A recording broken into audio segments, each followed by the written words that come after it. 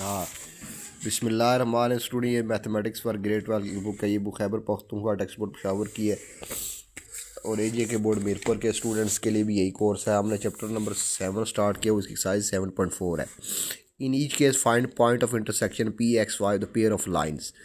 दो लाइन, ये exercise size 7.4 question 1। तो इसके अंदर दो लाइन दी हुई है। नंबर ए पार्ट के अंदर 2x plus 4y minus 10 equal to 0, ये नंबर 1 है। 5x minus 3y plus 1 equal to 0, ये नंबर 2 है। तो हमने पॉइंट ऑफ इंटरसेक्शन फाइंड करना है P x of y. P x y, x और वाई की वैल्यू फाइंड करनी है, एक्स और वाई की वैल्यूज़ फाइंड करनी है और वो एक्स और वाई की वैल्यूज़ इस इक्वेशन को भी सेटिस्फाई करना चाहिए, इस इक्वेशन को भी सेटिस्फाई करनी चाहिए। ये दोनों सिमल्टेनियस इक्वेशन है, तो वो जो एक्स और वाई हो गए वो इनका सिमल्टेनियस सॉल्यूशन होगा, यानी कि इन दोनों का सॉल्यूशन होगा। वो इसको भी सेटिस्फाई करेगा, इसको भी सेटिस्फाई करेगा।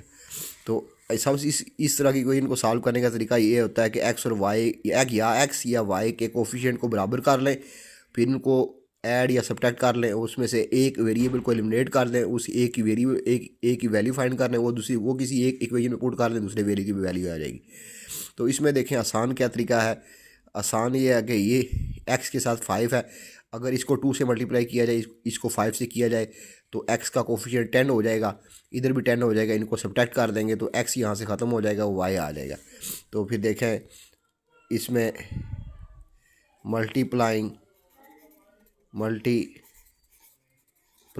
इक्वेशन नंबर 1 बाय 5 के साथ इसको मल्टीप्लाई कर दें, तो ये बन जाएगा 10x 20y minus 50 equal to 0। 5 2 ज़ार 10, 5 4 ज़ार 20 माइनस 50 इक्वल टू 0। तो यहाँ से मल्टीप्लाइंग इक्वेशन 2 बाय 2, इसको 2 से मल्टीप्लाई कर दें, ये बन जाएगा 10x minus 6y plus 2 equal to 0।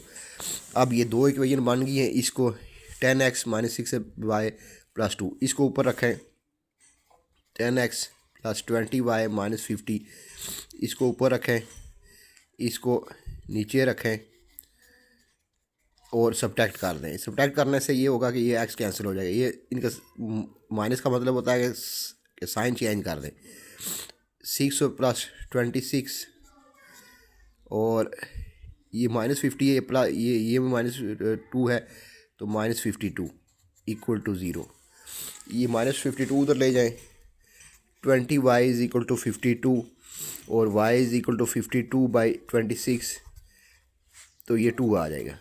6 दूने 12, 2 दूने 4 5। अब y की ये वैल्यू किसी एक में पुट कर दें। आप इसमें पुट कर सकते हैं, इसमें भी पुट कर सकते हैं।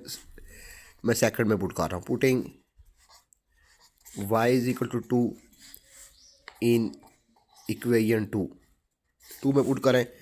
5x 3 y की जगह 2 प्लस 1 इक्वल टू 0, ये आएगा 5x minus 6 plus 1 equal to 0, 5x minus 5 equal to 0, 5x is equal to 5 और x is equal to 5 by 5, तो ये आ जाएगा 1।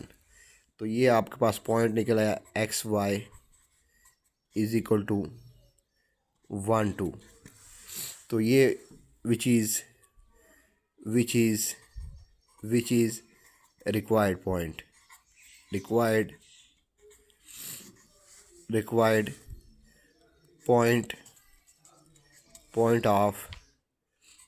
Point of intersection. ये वो पॉइंट है जो जहाँ पर दोनों लाइन एक दूसरे को इंटरसेक्ट करती हैं। तो ये इन दोनों का कॉमन सॉल्यूशन है। आइए आंसर कंफर्म करते हैं। तो ये आंसर निकल आया 1 2, यही आंसर है, इधर भी 1 2।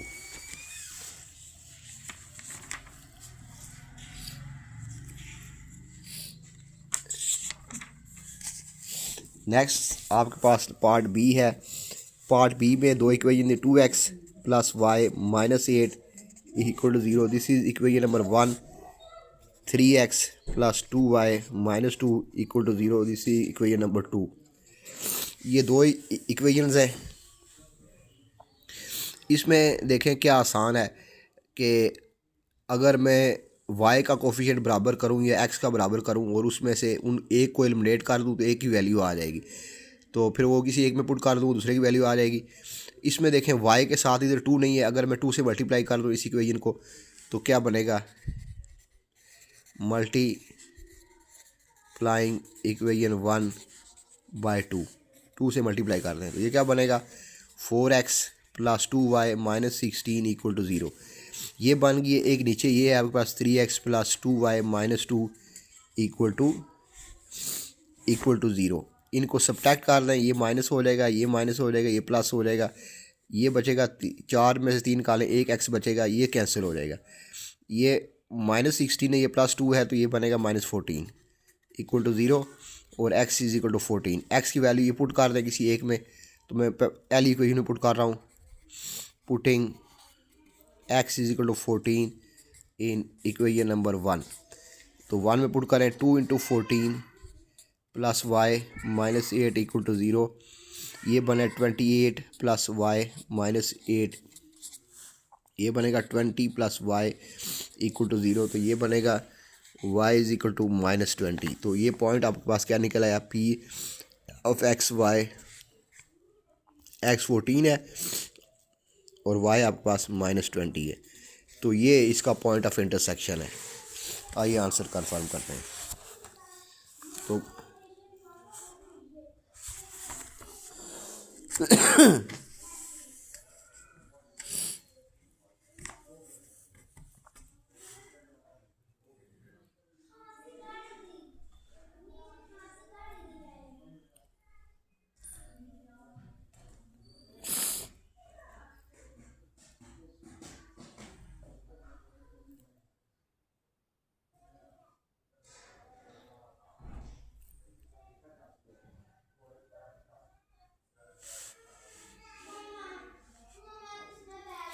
आंसर गलत है, आंसर सही नहीं है।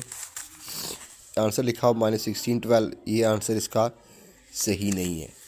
अगर हम चेक कर सकते हैं इसके आया हमारा आंसर सही है तो ये इसी एक में पुट कर दें तो इक्वेशन सेटिस्फाई हो जानी चाहिए। देखें 2 × 14 + -20 - 8 = 0। तो ये बनेगा 28 - 28 = 0। तो ये 0 0 = 0। तो ये सेटिस्फाई हो गई है, इसका मतलब हमारा आंसर सही है। Show that the following lines are concurrent, if the lines are concurrent then find out the point of concurrency which the line can make concurrency. तो सबसे पहले तो हमने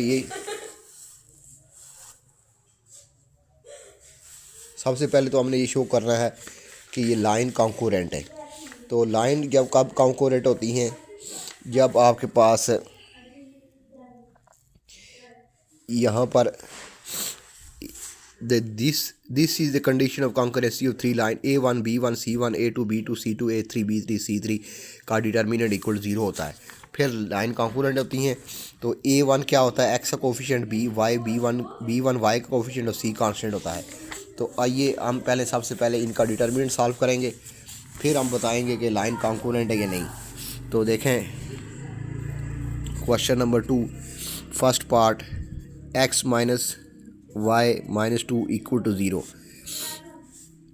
2x - y - 5 = 0, 11x - 5y - 28 = 0। ये तीन इक्वेशन है। x - y - 2 = 0, 2x - y - 5 = 0, 11x - 5 - 28 = 0। तो अब इसका डिटर्मिनेंट सॉल्व करें तो x ये है A1, इधर आप डिटर्मिनेंट सॉल्व करें, x के साथ क्या है 1 A1, y के साथ क्या है -1 B1 और c कितना है -2, इधर x के साथ क्या है 2, इधर -1 -5, इधर क्या है 11 -5 -28। इसका डिटर्मिनेंट सॉल्व करते हैं।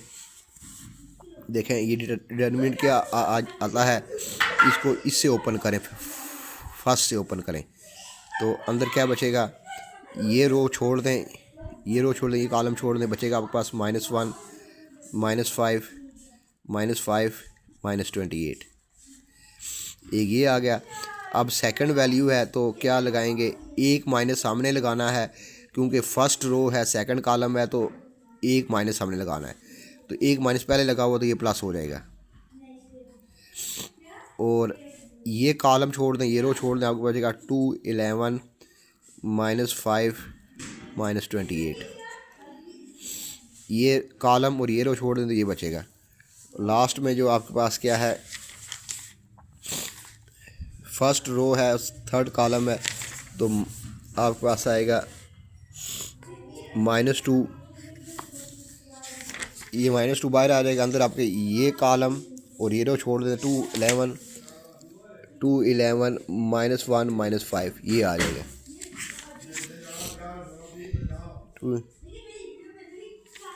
अब इसको सॉल्व करें, ये इसका पार्ट है, ये इसका आगे इसका पार्ट है। आगे देखें, ये क्या बनेगा, -1 -20 +28 +28 माइनस माइनस प्लस माइनस -25। ये बनेगा +1 2 -56 माइनस माइनस प्लस 55 +55। और लास्ट में ये -2 -10 माइनस में +11। ये बनेगा 3। ये बनेगा -1, ये बनेगा -2, ये बनेगा आपके पास 1। तो ये बनेगा 3 -1 -2, तो ये बनेगा 3 - 3 = 0। Lines are concurrent, hence lines are concurrent क्या है, ये कॉन्कोरेंट है। तो अब हम इनका पॉइंट ऑफ कॉन्कुरेंसी फाइंड करते हैं। तो पहली लाइन क्या है, x - y - 2 = 0। दूसरी क्या है, 2x - y - 5 = 0।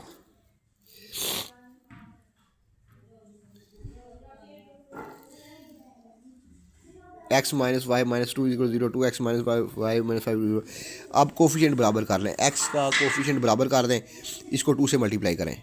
2 × x 2 × y -4 = 0। तो ये बन गई है 2x - 2y - 4 = 0। अगली इक्वेशन इन दोनों को सब्ट्रैक्ट कर लें। 2x -2y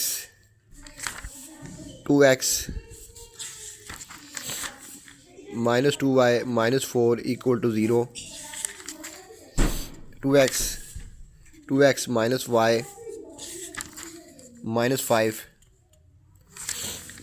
5 = 0।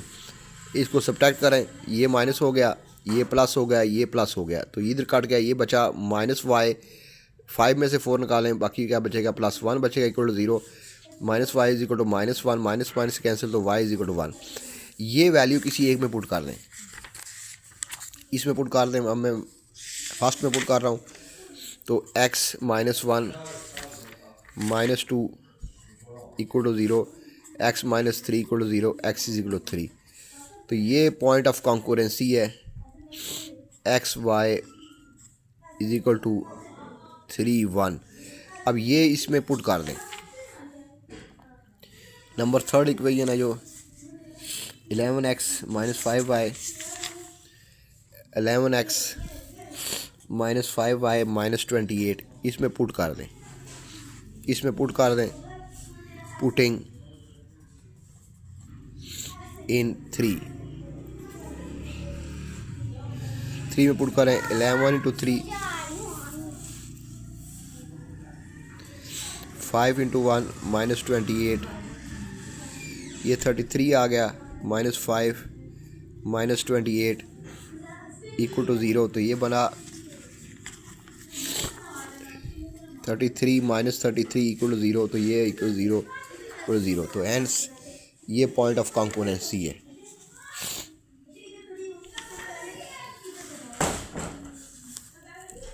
hence point of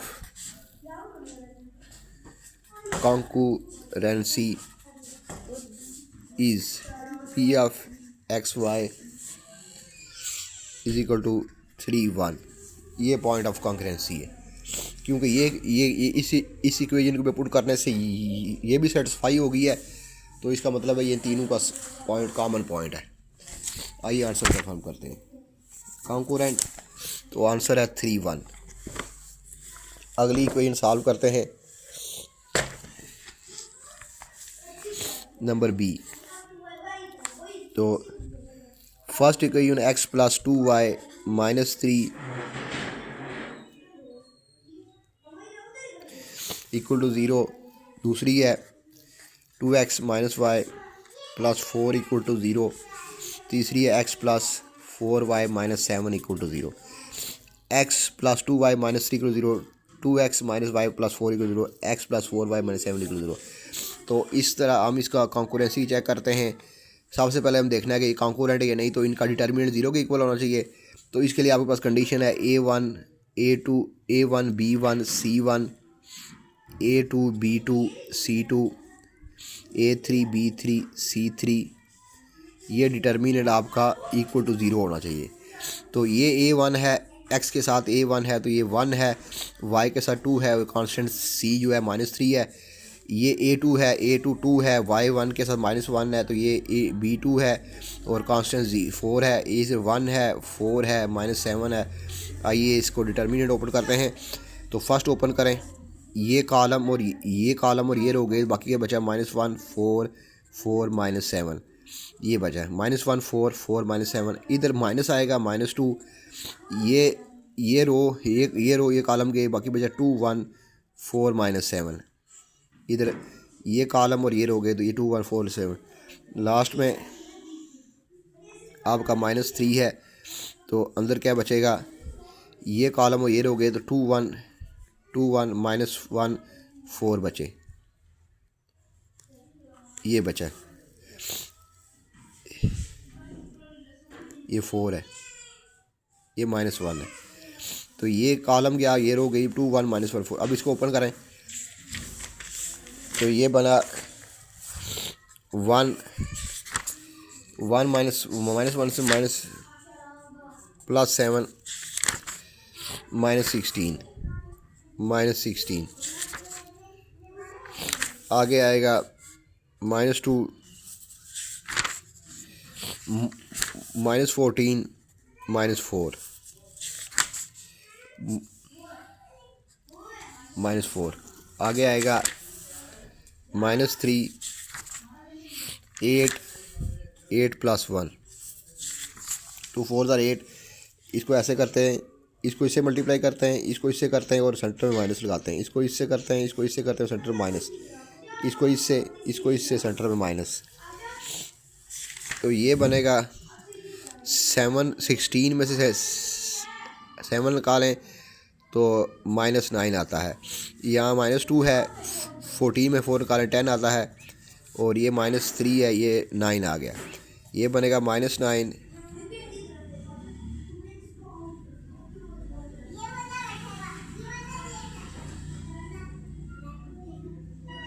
-20 -27। तो ये कॉन्करेंट नहीं है। यहाँ कोई स्टूडेंट गलती होगी इसमें।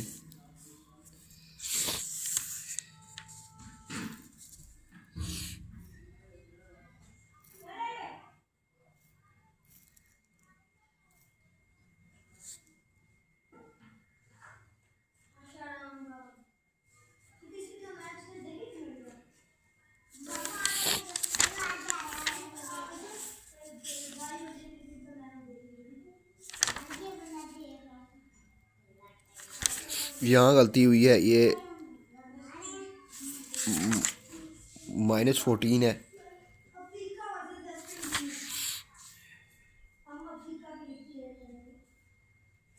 ये -14 है, यहाँ गलती हुई है।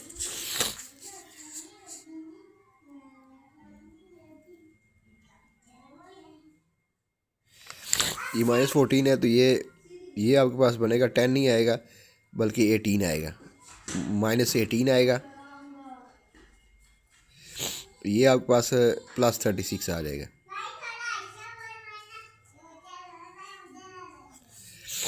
और ये बनेगा, ये -18 है, 9 और ये कितने होते हैं 30 और 36, ये -36 +36 तो जवाब 0 हो गया। एंस लाइन्स आर कॉन्कोरेंट,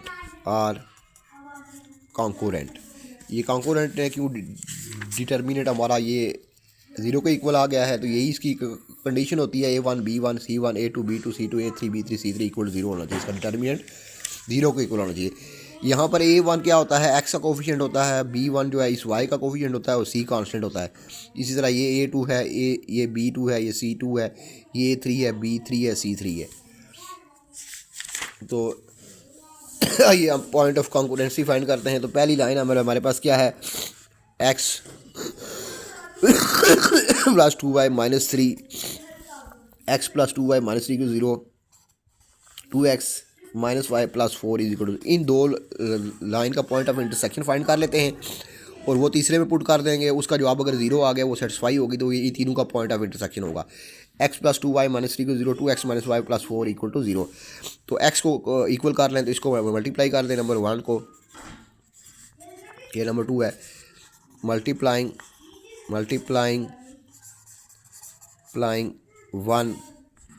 1/2, 2 से मल्टीप्लाई कर दें इसको, ये बनेगा 2x plus 4y minus 6 equal to 0। तो ये नीचे ये है इक्वल टू 0, सब्ट्रैक्ट कर दें, 2 में 6 2x, ये सब्ट्रैक्ट कर दें तो ये कैंसिल हो जाएगा, ये प्लस हो जाएगा, ये 5y और ये माइनस हो जाएगा, -6 में -10 हो गया इक्वल टू 0 और ये उधर जाएगा, 5 इज इक्वल टू 10 और y इज इक्वल टू 10/5, तो ये 2 आ गया, 10/5 तो y 2 आ गया। अब ये y की वैल्यू किसी एक में पुट कर दें, तो मैं एल इक्वेशन में पुट कर रहा हूँ, putting y is equal to 2 in equation 1 में पुट कर दें, तो ये आएगा x प्लस 2, y की वैल्यू 2 है, इंटू 2 माइनस 3 इक्वल टू 0। तो ये बनेगा x plus 4 minus 3 equal to 0। तो ये 4 में से 1 निकालेंगे तो ये +1 बचेगा इक्वल टू 0, तो x इज इक्वल टू -1। तो ये आपको पॉइंट निकला है x y -1 2। आइए देखते हैं ये पॉइंट है, तो यही पॉइंट है -1 2, लेकिन हम इसको चेक भी करेंगे, चेक कैसे करेंगे, इस थर्ड इक्वेशन में पुट कर दें, इन दो से हमने निकाला है, तो थर्ड क्या है, x plus 4y minus 7 equal to 0, x plus 4y minus 7 equal to 0, x की वैल्यू -1 है, 4 y की 2 है, -7 इक्वल टू 0। तो ये बनेगा -+8 -7 इक्वल टू, तो ये बनेगा -8 + 8 इक्वल टू 0, तो 0 equal to 0। Hence -1 2 is the point of concurrency,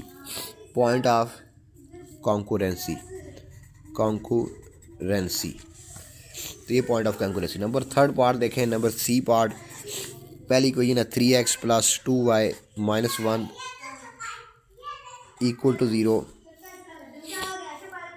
3x plus 2y minus 1 equal to 0, 2x minus 3y plus 4 equal to 0, x plus y plus -2 equal to 0, 3x plus 2y minus equal to 0, 2x minus 3y plus 4 equal to 0, x plus y minus 2 equal to 0।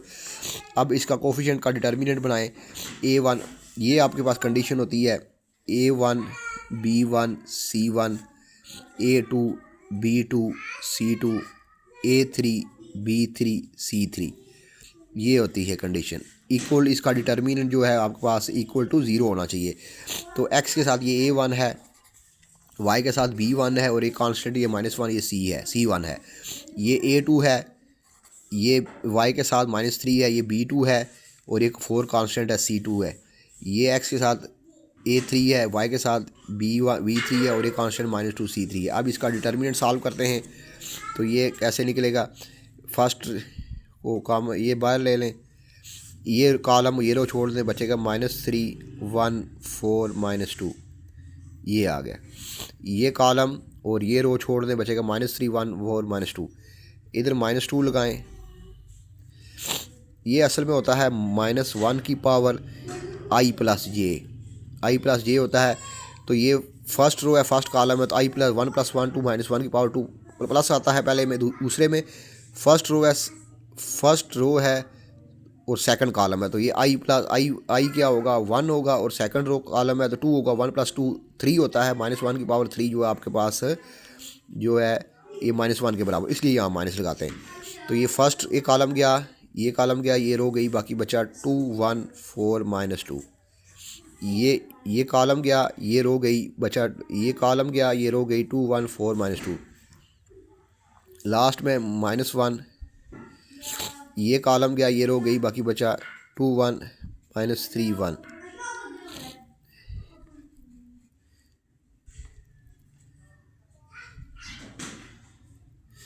ये column गया,